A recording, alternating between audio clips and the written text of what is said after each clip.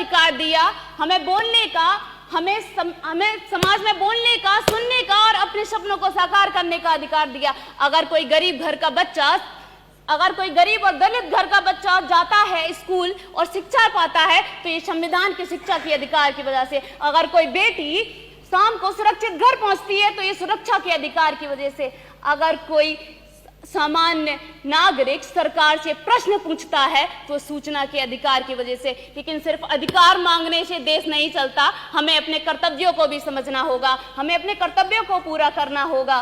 क्योंकि अगर हम सड़क पे कचरा डालें और ये इसका इल्जाम सरकार पे लगाएं तो इसका हक हमें नहीं। अगर हम ट्रैफिक के नियम तोड़ें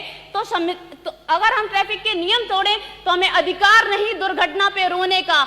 अगर हम वोट ना दें तो अधिकार नहीं हमें सरकार के खिलाफ बोलने का। सरकार सिर्फ देश नहीं चलाती, देश हम सबकी मेहनत और संस्कारों से चलता है, हमारे प्रयासों से चलता है।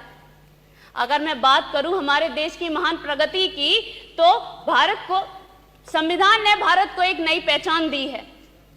संविधान ने भारत को एक नई पहचान दी है।